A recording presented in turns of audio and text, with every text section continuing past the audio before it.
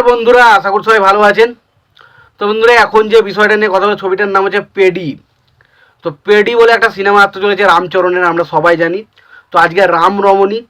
তো রামনবমীর কারণে কিন্তু রামচরণের পেডি সিনেমার একটা ছোট্ট গ্লিমস এসছে, সেটা কেমন লাগলো সেটা নিয়ে এখন আলোচনা হবে। তো তার আগে আপনাদেরকে একটাই কথা বলবো, আপনারা চ্যানেলটায় নতুন হয়ে থাকলে অবশ্যই আপনারা চ্যানেলটা সাবস্ক্রাইব করে নেবেন। আর যদি আপনাদের ভিডিওটি ভালো লেগে থাকে অবশ্যই আপনারা লাইক কমেন্ট শেয়ার করতে ভুলবেন না। তো রামনবমীর দিনে পেডি বলে একটা সিনেমা এসছে রামচরণের। তো সেটার গ্লিমস কেমন লাগলো দেখুন। আগের দিন একটা পোস্টার এসেছিলো, আমি সেখানে বলেছিলাম পোস্টারে ভাই রামচরণকে ঘ্যামা লাগছে ঘ্যামা লাগছে।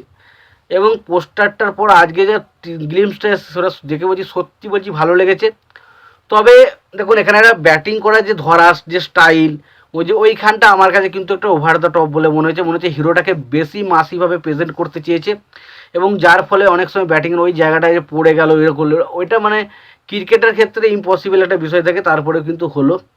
তো দেখুন, রামচরণকে মাসি লুকে দেখতে ভালো লাগছে। Background music just outstanding. এবং রামচরণ ওই যে সিগারেট ধরানো, ওই যে হাঁটা চলা, ওই যে সোয়াগ অ্যাটিটিউড, এবং তার পাশাপাশি ওইরকমভাবে বিজিএমটা আসা, সেটা সত্যি বলছি মারাত্মক লাগছে, দেখতে হেভি লাগছে। এবং পেডি সত্যি বলছি দেখার জন্য এক্সাইটেড লাগছে।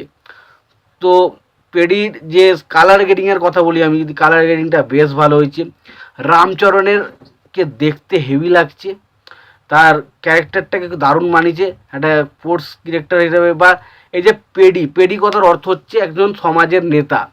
একজন সমাজের নেতা হিসেবে কিন্তু রামচরণের ক্যারেক্টারটা এখানে হতে চলেছে। এবং সে খুবই প্রভাবশালী এবং খুব ক্ষমতাশীল একজন ব্যক্তি হতে চলেছে। তো এরকম একটা ক্যারেক্টার হতে চলেছে, তো খুবই ভালো একটা ক্যারেক্টার। তো এবার দেখা যাক যে রামচরণের, দেখুন রামচরণের বিগত কয়েকটা ছবি, টিপেলারের পর আচারিয়া বলি বা গেম চেঞ্জার বলি, কোনো ছবি কিন্তু বক্স অফিসে সফল হয়নি। রামচরণের ক্রেজ কিন্তু নর্থ ইন্ডিয়াতে কিছুটা রয়েছে, বাট সেই লেভেলে কিন্তু তার ছবি কিন্তু সেই লেভেলের কোনো ক্রেজ তৈরি করতে পারেনি। তো এটাই আমার বলার ছিল যে রামচরণের পেডি ছবিটা কি সেই ক্রেজটা তৈরি করতে পারবে।